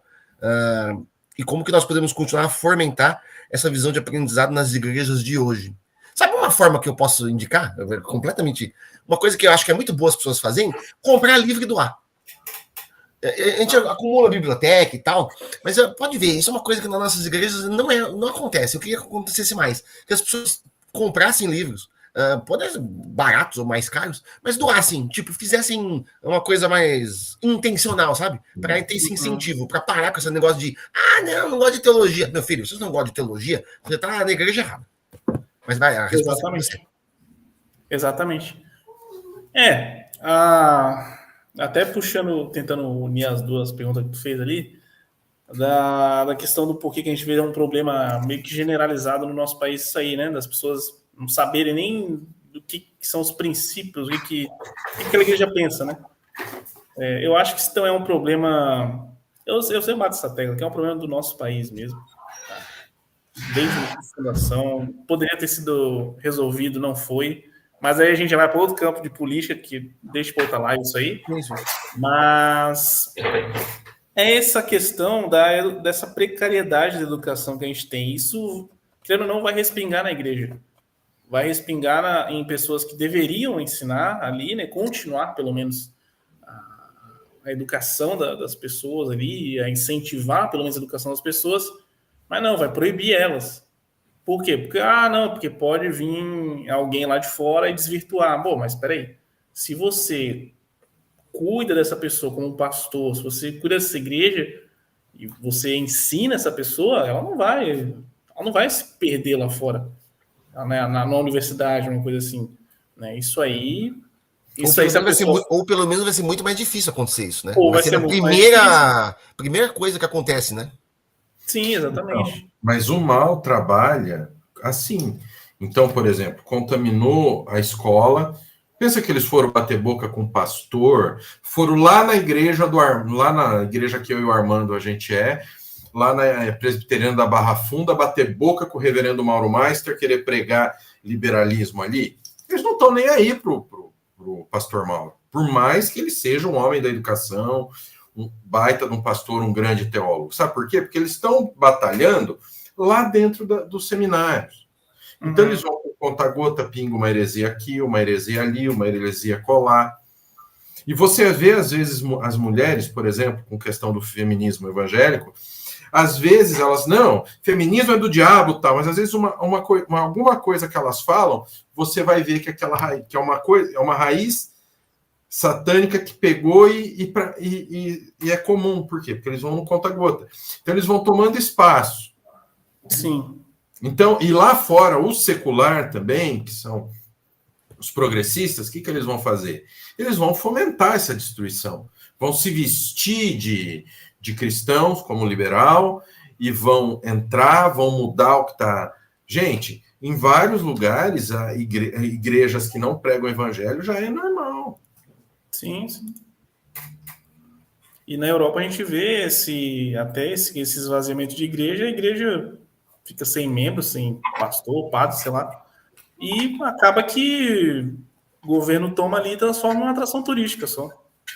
Atração turística quando não vende para coisa pior, né? Igual eu sigo um padre anglicano de Londres, e volta e meia ele posta lá as coisas que tá andando na rua e posta, tipo, bandeira LGBT lá, que tá nas ruas de Londres. né? E a tristeza dele, um dia desse ele postou nos stories, uma igreja de foi construída em 1400 e pouco. A igreja hoje é um mercadão público, entendeu? A gente teve live aqui com o Bispo Rossello, ele falou um pouco disso. Como que O o evangelho pessoal lá de caiu uma lá. empresa de sorvete usando um tanque batismal assim para bater o sorvete. Sim. Gente, Não, a que coisa isso? tá. Não, e olha, isso não é só em igrejas. Você pode ver dois pontos. A Europa tem educação, herança e legado em muitos lugares da reforma, ou da Inglaterra do puritanismo, mas isso não adiantou. Quando a gente fala de educação aqui, a gente não está usando a educação, a gente não está nem usando ela como confessional, porque a gente tem papel para isso, mas não é só a educação. A educação ela tem que ser uma ferramenta para um fim para a glória de Deus e que ela seja usada pelo povo de Deus como uma forma de ser liberto para glorificar Deus, mas não desassociada do evangelho. Mas a educação sozinha, ela é mais uma das coisas. E você vê como que a Europa caiu nesse sistema. E mesmo em igrejas boas, quando a palavra de Deus ela vai embora, pode acontecer na igreja do Martin Lloyd Jones, hoje em dia, a igreja já tem cultos lá, só que durante a semana ela é alugada e é usada como bar, como biblioteca, porque eles não têm membros suficiente para manter a igreja sem ter que fechar as portas. Mas por quê? Porque lá na igreja do Lloyd Jones, diferente da igreja do Spurgeon, lá caiu muito depois que o Lloyd Jones saiu, né? De lá da igreja. Depois que ele saiu, entrou o movimento carismático lá, destruiu a pregação bíblica lá. Então, e na do Spurgeon é diferente. Na do Spurgeon é uma das mais lotadas. Por quê? Porque a palavra de Deus é pregada fielmente. Uhum. Eu acho que não sei se a Fernanda falou também, mas ela, quando ela foi na Suíça, ela encontrou uma igreja, ela até mandava umas fotos para mim perguntando o que era. Eu ia na internet pesquisar o que era. Um era um santo católico, era o Santo Antônio, e o outro era dois quadrinhos. Um era o Santo Antônio e o outro era o Bonhoeffer. E eu falei, gente, que isso? Aí depois ela veio me contar que ela descobriu que aquela igreja, em tal horário era uma missa, em outro horário era um culto protestante. Ou seja, para sobreviver, eles fizeram essa mescla. Tipo a nossa, que era batista de noite e presbiteriana de manhã. Tipo isso. Eu, Raul. A nossa igreja aqui em São Paulo. Aliás, você falou do Bonhoeffer, né? Que não é Bonhoeffer, hein? Como é que fala Bonhoeffer em alemão, Raul? Bonhoeffer. É que a gente teve live ano passado com o Alex. O Alex. Teologia do alemão. Uma boa live. O Bonhoeffer, uma vez eu briguei com uma pessoa lá que estava frequentando a minha igreja, porque eu falei, né, não, o Bonhoeffer, né, foi um Marte, né, da história da igreja e tal, né. Aí, não, porque ele morreu, que realmente ele foi contra o Hitler, porque ele participou, né, de uma conspiração, né. Ele foi contra o Hitler, então ele merecia morrer, porque ele foi contra o Estado e tal. Eu falei, meu filho, pelo amor de Deus, você tá defendendo o Hitler? Não, calma, menos. Não, ele estava defendendo o Estado Nacional Socialista. Não, sabe o que é o pior? O pior é que a pessoa não é nessa linha, não. É porque na cabeça dela, a loucura é que assim, não, se atentou contra o Estado, e é conservador, hein? Não é liberal, não. Então, mas é mais uma daquela gotinha que eu falei. As pessoas são conservadoras, elas acreditam nos valores conservadores, elas propagam valores conservadores, elas se preocupam dentro da casa dela de ensinar bons valores conservadores, mas o que acontece? Só que tem coisa que já permeou, que já se tornou comum, não normal, porque a norma são bons valores, né? Se tornaram comuns. Então a pessoa acaba não percebendo que já deu um furinho no tecido, que agora eles só vão forçando para rasgar. Sim. Ô, Pedro, eu sei que já é para encerrar, mas uma última, porque eu não posso deixar de perguntar. O que você acha, com tudo que a gente viu, considerando a evolução da história da igreja e da educação, o que vocês acham desses modelos que talvez para alguns são vistos como uma tentativa de barrar tudo isso, todo o mal que a gente viu, de homeschooling, por exemplo? Que é muito comum nos Estados Unidos e no Brasil tem crescido também bastante. Diga, Olavo, o que você acha, Olavo? Não, mas nem sei se o Olavo era dessa vertente. Tá bom, Marcelinho, o que você acha? Cara, o homeschooling, na verdade, se você parar para pensar, o homeschooling ele sempre existiu. no quesito do quê? Na época ali que a gente pega de Idade Média e tudo mais, as pessoas nobres também, né, que tinham dinheiro, pagavam instrutores, pagavam mestres, né, para ensinar os seus ali, particularmente. E o homeschooling foi se desenvolvendo nessa pegada, né, de eu não quero estar atrelado a uma organização, a uma escola, uma coisa. Eu tenho como pagar um instrutor particular, eu quero um instrutor particular que vai me ensinar tal coisa, e tá excelente, eu mostro minhas habilidades depois. Cara, o que eu acho, eu não vejo problema. Na verdade, eu sou meio... calma aí com o termo, né? Eu sou meio liberal nessa... Liberal é assim, né? Na questão filosófica econômica, faça o que você quiser, assim, contanto que não atrapalhe o outro lado. Por exemplo, eu sei que no Brasil a gente tem uma questão que não tem como, assim, impor algo, né? Mas eu acho que também não deveria proibir quem quer fazer, que tem condições, até porque, que antigamente, gente, se você pegar filmes, por exemplo, da Inglaterra antiga, você vai ver que tinha o quê? Os donos, e tinha uma governanta que cuidava dos filhos do patrão. Eles eram ensinados em casa. Sim. Entendeu? Quem Isso aí gosta de ver, quem gosta de ver até aquela série, acho que é Downton Abbey. Downton Abbey. Downton Abbey, né? Eu assisti. Tem uma governanta, tem um pessoal que cuida da educação dos filhos ali. Então, o que vocês têm que entender? Essa questão do Estado decidiu que teu filho vai aprender. Ah, mas ele tem, porque o Estado, como se o Estado ele fosse Deus. Então, como se ele soubesse o que é melhor para a gente. Ele não sabe. Nós temos exemplo disso todos os dias. Saúde não funciona, a própria educação a gente está falando que não funciona. Não sei se vocês perceberam, eu moro aqui em Guarulhos. Resolveram asfaltar a cidade inteira quando? Nos últimos 6 meses, agora, do segundo semestre, porque tinha eleição. Ou seja, nada que o Estado faz é bom.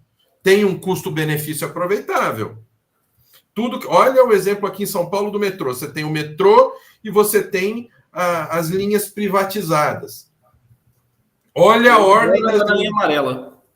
Então, olha a ordem da linha amarela e olha a linha azul, linha verde, linha vermelha, que é a do metrô, que é estatal. Então, o Estado... E por que o Estado vai educar teu filho melhor do que você? Você já parou para pensar? Tem alguma coisa errada aí, mas aqui no Brasil nós permitimos que o Brasil fosse aparelhado por pessoas mal intencionadas. A ponto de que, se eu virar para uma pessoa que tem uma visão política errada do que eu, e eu escolher não ter amizade com essa pessoa, eu sou criticada, porque afinal nós não podemos fazer isso por causa de política. Uhum. Aí entra também naquela questão, pastor, eu falei no comecinho até foi bom ter falado disso, da questão da fundação do país, né, da cultura meio que fundadora do país, né? Enquanto você vê os Estados Unidos, era muito essa questão de cada colônia se auto-administrar ali, sem interferir no outro, fazer suas próprias regras. São estados independentes que juntaram uma federação de fato, né? Sim. Tanto que tem coisa que não adianta. Você viu o que o governador do Texas, né, fez foi ano passado? Que teve que fez aquele que os imigrantes falaram, não, vamos fazer uma multidão e vamos invadir. O que ele fez? Ele pôs a Guarda Nacional ali e falou, ó, se passar, prega fogo. Ai, sim. Ele tem que deixar. Não tem. A regra é essa. O Biden, não gostou, você vai fazer o que eu tô mandando. Ele virou e falou, vem aqui e me obriga. Saiu uma quase guerra ali. Outra coisa, na época do negócio do vírus chinês, o que o MacArthur fez? Você vai fechar a igreja? Não vou. Vai, me obriga. Não podia. Sim. Aqui não. Aqui, se eles quiserem invadir minha casa e parar minha live, eles invadem. Porque não tem. Enquanto lá teve essa questão de... Eles vão invadir sua casa aí? Não, um exemplo. Não, porque vai ser difícil invadir sua casa aí, né? Não, o que eu quero dizer, Armando, é o seguinte: se quiserem arbitrariamente fazer isso, vai, porque no Brasil não existe. Sim, claro. Propriedade só privada. Mas eu falei, essa questão de que lá tem muito essa ideia enraizada neles, essa questão de independência, né? E aqui, pelo contrário, aqui veio um paternalismo, querendo ou não, né? Onde o Estado começou lá, por exemplo, com os senhores de engenho e tudo mais. Até parece, ela só vai pro estúdio, ela chega literalmente. Ela veio falar, acabou, porque ela botou limite nas nossas lives agora. Entendeu? Que aqui em casa quem manda sou eu. A última palavra é sempre minha. Sim, amor. Tá bom, amor. Vou fazer. Já fiz, amor. Exatamente. Eu tô aprendendo isso. Combinaram a cor da camiseta? É mesmo, hein? Eu ia botar um Apollo, mas esqueci. Não. Então, voltando ao assunto, que a Vanessa tira a gente até do eixo. Voltando ao assunto. Então, gente, a gente precisa entender que existem algumas coisas que são direitos fundamentais. E a tendência é tirarem isso. Entendeu? A tendência é tirar. Vocês viram a entrevista da Hillary Clinton? A gente acha que a Kamala, eu falo errado de propósito, né? É uma aberração. Olha a Hillary Clinton, as besteiras que ela fala. Você vê, ela falou numa entrevista que tem que tirar a liberdade de expressão, tem que tirar a liberdade das pessoas. E nós é que somos os autoritários. Sim. Eu vou continuar pregando, eu vou continuar falando de Cristo, ou aqui ou dentro ou na cadeia, tanto faz. Uhum. Eu estava ouvindo até um pastor falar sobre uma história do... Meu Deus, tá dando branco agora o nome das pessoas. Acabou de falar o nome do homem da catedral dele, o Armando falou ali. Da catedral? Do Lloyd Jones? Lloyd Jones, meu Deus do céu. Eu até ouvi uma história de um pastor contando que durante a Segunda Guerra, né, começaram a bombardear ali e o Lloyd Jones permaneceu na igreja dele, ali expondo a palavra, e o pessoal ouvindo ao redor da igreja as bombas caindo e tudo mais, e a gritaria, e ele continuou pregando a palavra. Eu não sei se essa história é verdadeira. Eu não sei. Contaram baseado num livro que saiu novo da Pronobis aí. O da Apócrifa. Ou seja, se é verdade ou se é lorota. Entendeu? Não, porque, sabe por quê? Porque eu sei dessa história, mas eu lembro de outro livro que ele comenta, de que quando eu acho difícil ele ter pregado durante a Blitz mesmo, sabe? Mas eu lembro, tem uma história, tem um outro livro dele que ele fala que ele acreditava que a igreja dele não ia ser bombardeada. E a igreja dele não foi bombardeada, de fato. Porque bombardearam quase tudo. Ficou lá, vai ser, vamos ver, né? Não, por isso que eu tô falando, é que o Lloyd Jones ele tava meio assim, né? Tipo, eu creio que Deus. Ele tava meio assim, não, eu creio que Deus não vai deixar bombardear. E tudo bem que não bombardeou, mas foi a única ali da região, porque a igreja dele era bem no centro ali de Londres, né? Bem no bairro de Westminster, ali, né? No lado da catedral, né? Tanto é que a igreja do Spurgeon foi destruída, várias igrejas foram destruídas ali, né? A Vanessa está perguntando, um cristão na era do terror? Esse livro aí. Sabe, gente, a gente, como cristão, a gente nunca deve esperar que nós vamos ter um céu na terra. Isso é muito importante que nós venhamos entender. Nós somos peregrinos nessa terra. Entendeu? No trabalho, nós temos que usar o trabalho para a glória de Deus. O que é usar para a glória de Deus? É pregar a palavra em tudo, no trabalho, na nossa vida diária, na nossa família, e também no sofrimento. E eu falo para vocês uma coisa, não esperem que a situação vá melhorar para nós cristãos. Por mais que nós pastores, nós lutemos, nós batalhemos para que o mal não avance, nós sabemos que a tendência sempre é piorar para o nosso lado, porque somos peregrinos em uma terra estranha que não nos ama. Então, isso, a gente tem que prestar atenção nisso. Sim. Se você não for testemunho de Jeová. Porque testemunho de Jeová acredita que vai ser no céu, literalmente. Né? Mas não é só testemunho de Jeová, não. Tem muito crente aí até. Eu brinquei com a noção deles de céu, por isso que eu tô falando. Tá, tem igreja reformada que canta música que fala que Deus é capaz de fazer tudo por você. Não, é difícil mesmo. É difícil. Mas então, voltando ali àquela questão do homeschooling, e até respondendo ali que eu vi que tem um comentário ali, sobre que uma hora a gente falou do Lutero, né, do papel dele, e enfim, que achou meio contraditório. Mas a questão é, vamos traçar uma linha aqui. Os Estados Unidos têm esse lado deles, né, ser independente e tudo mais, criar essas coisas e tal, beleza. No Brasil a questão foi diferente, como a gente falou aqui.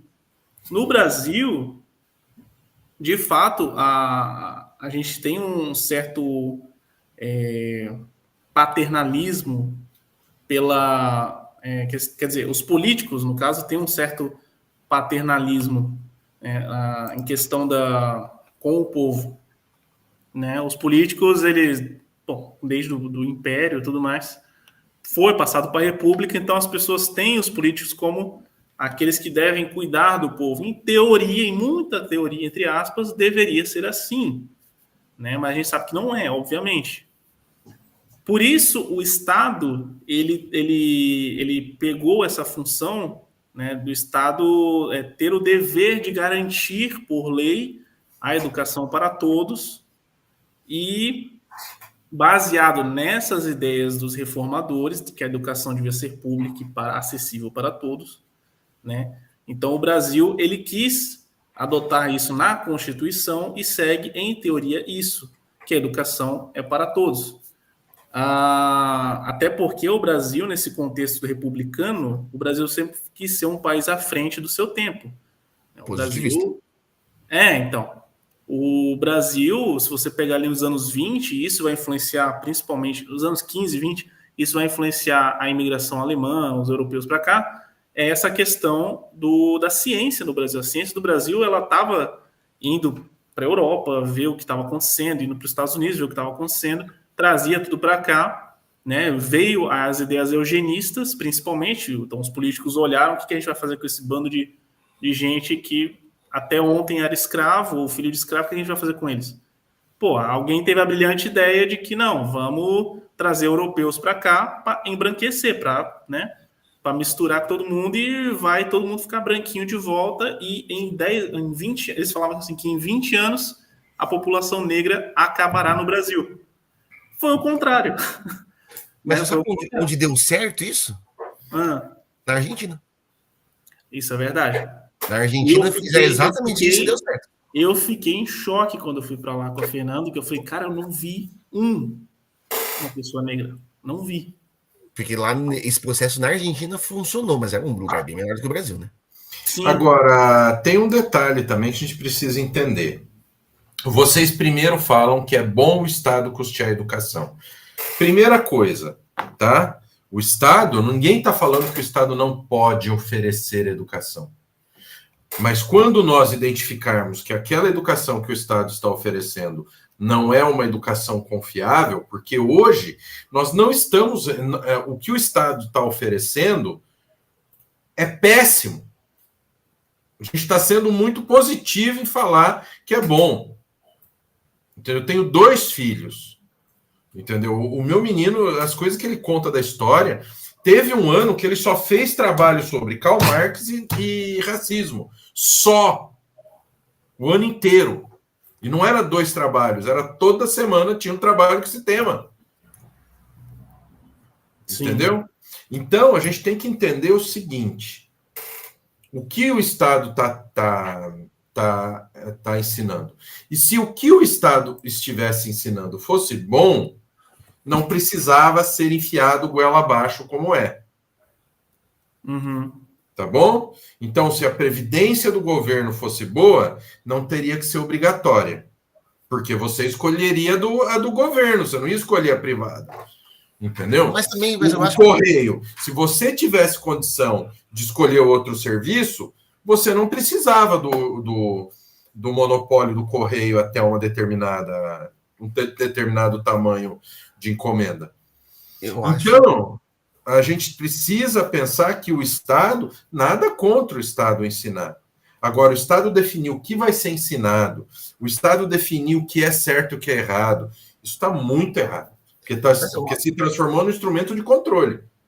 de fato, eu acho, Raul, que há uma confusão aí do que a gente está falando e do que a gente está propondo. Porque o que a gente falou muito na live é contexto histórico do século XVI, necessidades que aconteciam naquele contexto, como que aconteceu isso nos Estados Unidos, até no Brasil. E quando a gente vê a situação hoje, não é mais a mesma coisa. São contextos diferentes, épocas e outra diferentes. coisa, nós fizemos exemplos aqui. O que eles defendiam o ensino para quê? Para o povo, ó, você vai aprender a ler e tá aqui o livro que você vai ler na sua língua para você saber se o que eu estou falando é verdade. Isso naquela época. Olha a diferença. Hoje é o quê? Teu filho vai engolir isso, é só isso e pronto. Se você quiser ensinar teu filho em casa, você corre o risco de perder a guarda dele, porque eu vou ensinar o que eu quero. Reverendo Mauro mesmo falou pra gente, pois o que foi grotesco. Ele foi para Brasília, negócio da reunião sobre educação. Foi grotesco. Eles falando com todas as letras. Nós vamos mesmo detonar. Sim, então, esse é o problema. A questão não é que não deva ter educação estatal. Tem que ter. O Estado, se ele quer se garantir como o defensor, o que vai garantir a educação, como consta na lei, né? Que o Estado garante a educação e tudo mais. Beleza. Mas o erro é proibir o outro lado, né? Proibir por lei o homeschooling, enfim. Ou, na verdade, eles não proíbem, em tese, eles não proíbem o homeschooling, né? Só que toda criança tem que estar matriculada numa escola, né? Uhum. Enfim. Mas uma coisa não tem a ver com a outra, eu acho. Não, e a questão de ser eu acho que a questão contextos diferentes, contextos muito diferentes. A situação que nós temos hoje não é a mesma situação do passado, porque nas circunstâncias de Lutero, na época da Reforma, você tinha o Estado, mas não era o Estado não existia. Não como é hoje. O Estado que nós temos hoje, ele surgiu depois da Reforma Protestante.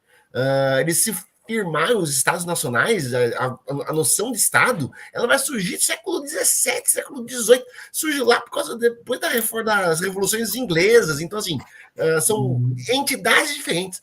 Quando a gente fala, quando o Lutero cobra o príncipe lá para garantir a educação, ele não está cobrando exatamente o Estado. E quando a gente defende a questão do Estado hoje, não é o Estado que a gente está falando antes, então tem essas distinções. Só isso para não confundir, sabe?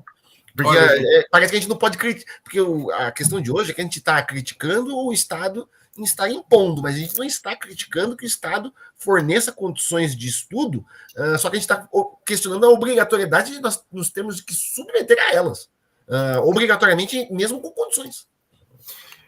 Então, gente, olha, tá muito bom o nosso papo, sabe? Daria para a gente ficar aqui horas, mas eu tenho uma janta para jantar ainda. Você também, tá no seu micro-ondas, a Vanessa já falou. Sabe? Então, queridos, está muito boa, mas infelizmente eu preciso terminar, que nós já estamos 27 minutos a mais do que nos é autorizado. Né? Entendeu? Então, tá muito boa a live, mas eu preciso terminar. Tá? Pedro, fala para o pessoal como é que eles te encontram. Pode procurar no meu Instagram, o Pedro Azevedo, bem facinho aí de colocar. O Pedro Azevedo, tô lá no Instagram e eu tô meio corrido com algumas coisas. Eu até troquei uma ideia com a Vanessa, que ela postou que tava fazendo a agenda dela. Eu falei, eu preciso organizar uma agenda, porque se eu não tiver agenda, cara, eu me atrapalho tudo, assim, ó. Era para eu estar postando algumas coisas sobre a Reforma Protestante, sobre algumas coisas assim, mas vou postar mais, mas tem muito conteúdo lá, principalmente história do Brasil, tem protestantismo também, eu vou repostar alguns posts mais antigos, mas tem muita coisa lá, tá? Pode entrar em contato comigo quem quiser também, eu respondo todo mundo ali, beleza? Ele responde mesmo, viu? Ele é desses, totalmente solícito. Eu não me aguento não ver notificação ali, eu fico... Bom, dá um último recado para vocês. Essa daqui é a live, aqui embaixo vocês têm esse link, clicando, vocês vêm para esta página, nome, e-mail e telefone. Nossa, tá tudo meus telefones ali. Né? O seu WhatsApp, tá? Você coloca teu WhatsApp aqui, clique em continuar, que aí você vai poder o quê? você vai poder baixar este infográfico, ó, que são as denominações e movimentos, e são os movimentos e as principais denominações cristãs. E na outra página você tem todos os cursos aqui do Seminário Nascido de Novo.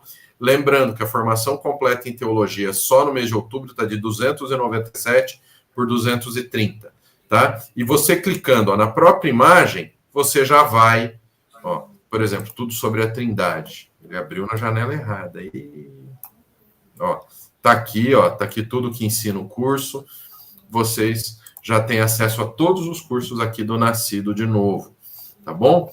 E não se esqueçam de acessar também o projeto Castelo Forte, né? Segundo a votação aí, só o Alaf que votou, então ficou o projeto Castelo Forte mesmo, fui vencido pela única pessoa que votou, mas deixa o Alaf comigo, depois eu converso com ele. Entendeu? Eu vi aí nos comentários, mas o pessoal pode acessar o projeto Spurgeon, o projeto Castelo Forte. Não deixem de acessar nossas redes sociais. No Instagram tá lá com o projeto Spurgeon, projeto Castelo Forte. Amanhã vai ter uma postagem sobre a data de. Amanhã faz aniversário da conclusão do Catecismo Maior de Westminster. Então a gente vai falar um pouquinho sobre como ele foi feito e quais eram as intenções dos divines da Assembleia de Westminster, e a gente vai continuar aqui também com a série de lives aqui do Nascido. A gente está entrando na terceira semana, e na quarta-feira temos live com o meu amigo, o pastor Francisco Macena, lá do Seminário Presbiteriano do Norte. Ele vai falar um pouquinho sobre o papado. A gente falou bastante de papas aqui hoje, mas a gente vai desenvolver melhor quais são os problemas de ter um papa, de como surgiu isso na igreja, de como que os reformadores combateram e rebateram essa ideia de ter papa, de ter alguém como cabeça da igreja universal hoje em dia.